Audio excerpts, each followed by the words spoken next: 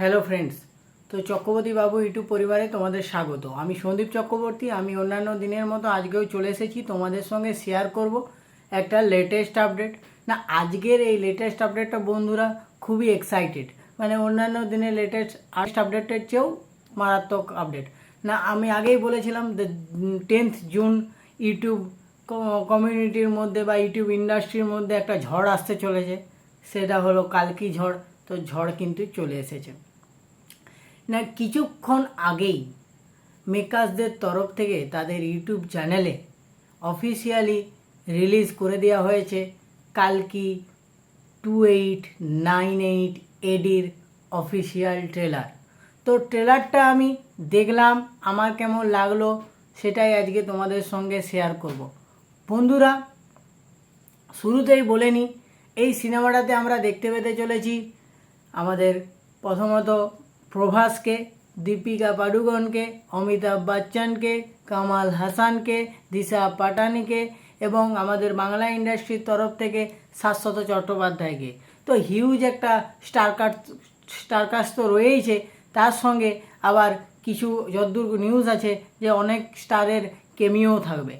তো এরপর যদি আমি একটু ডিটেলসে বলি, এই মুভিটার তো ডিরেক্টর হিসাবে আমরা নাগ অশ্বিনকে তো পাচ্ছি, যেটা আমি এর আগেও বলেছি। তো ট্রেলারটা নিয়ে যদি আমাকে এক কথায় বলতে বলা হয় আমার কেমন লাগলো, আমি তো বলবো একদম ছিটকে গেছি বস, একদম পাগল হয়ে গেছি। দারুণ লেগেছে, মানে এর কোনো ভাষা নেই, দারুণ লেগেছে, দারুণ মজা পেয়েছি।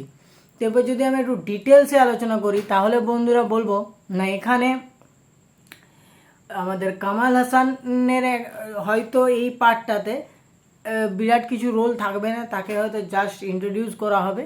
ট্রেলারটার মধ্যে জাস্ট একটা ঝলক শেষের দিকে তাকে দেখানো হয়েছে। এখানে কামাল হাসান অ্যান্টাগনিস্টের রোল প্লে করছে। তো এখানে এই কামাল হাসান একটা যে জগৎ, সেই জগতের মধ্যে জোর করে প্রতিষ্ঠা করতে চাইছে যে ভগবান বলে কিছু হয় না, ভগবান বলে কিছু নেই।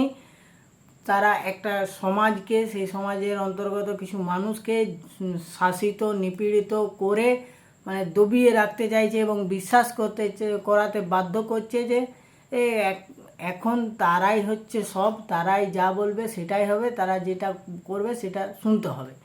তো এই যে বিষয়টা, এইটাতে শাশ্বত চট্টোপাধ্যায়কে আমরা অ্যাজ এ ম্যানেজার হিসাবে দেখতে পেতে চলেছি, ওই এভিলের ম্যানেজার।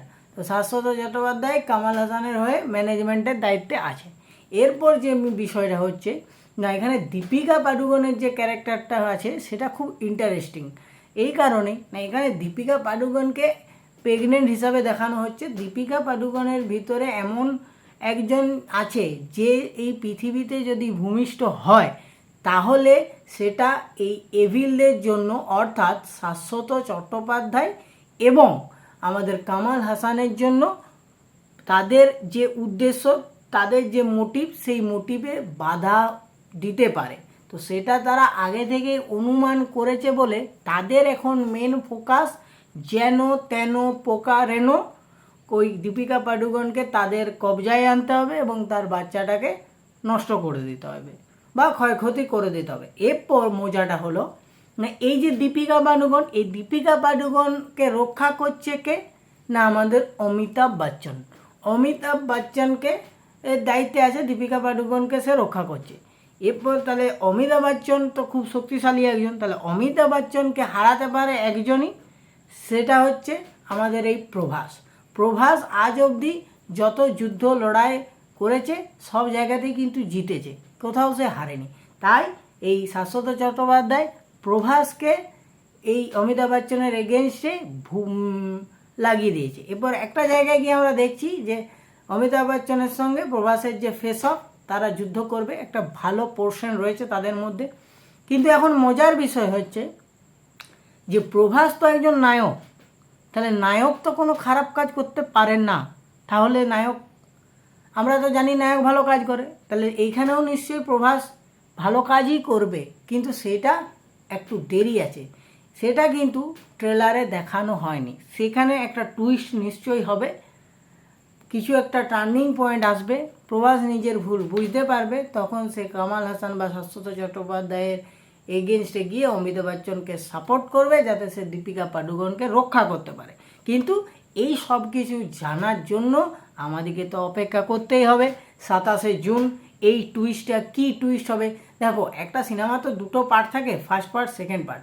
তো ফার্স্ট পার্টে যদি আমরা কামাল হাসানের হয়ে যদি প্রভাস সাপোর্ট করছে, তার মানে প্রভাস ভুল করছে, প্রভাসকে সেই ভুল থেকে শুধরাতে হবে। সেই শুধরানোর দায়িত্বটা কে পালন করছে, প্রভাস কী করে তার ভুল বুঝতে পারছে, এই সব ব্যাপার আরও ডিটেলসে জানবো তখনই যখন আমরা সিনেমাটা দেখতে যাব। আরেকটা মেন জিনিস হলো, এখানে কিছু কিছু পোর্শনে খুব সুন্দর কমেডিটা ওয়ার্ক করেছে। দিশা পাটানির যে ক্যারেক্টারটা, সেটাও কিন্তু এখানে প্রভাসের অ্যাজ এ সাপোর্টার হিসাবেই রয়েছে, মানে একটা সাপোর্টিং স্টাফ হিসাবেই কাজ করছে। ওখানে কিছু প্রভাসের সঙ্গে দিশা পাটানির যে কমিউনিকেশন, ওইখানে একটু কমেডি রয়েছে।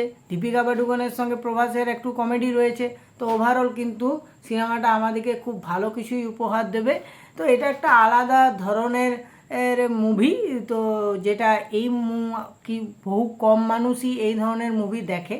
তবে আশা করি যেহেতু হিউজ পরিমাণে স্টার কাস্ট আছে, তাদের ফ্যান ফলোয়িংও আছে, তো সিনেমাটা আশা করি খুব ভালোই ব্যবসাও করবে, ভালোই হবে। তো দেখা যাক এখন শেষ অবধি কী হয়। ওভারঅল আমার কিন্তু ট্রেলারটা খুব ভালোই লেগেছে।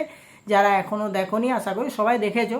তো যারা এখনও বাকি রেখেছো তারা অতি অবশ্যই ইউটিউব চ্যানেলে গিয়ে দেখো। এবং আমার ভিডিওটা যদি তোমাদের ভালো লেগে থাকে বা আমার ইনফরমেশনটা যদি তোমাদের ভালো লেগে থাকে, তাহলে অতি অবশ্যই আমার ভিডিওটা লাইক করো, কমেন্ট করো, শেয়ার করো এবং চক্রবর্তী বাবু ইউটিউব পরিবার চ্যানেলটা সাবস্ক্রাইব করে বন্ধুরা আমার পাশে থাকো। ভালো থাকো, সুস্থ থাকো।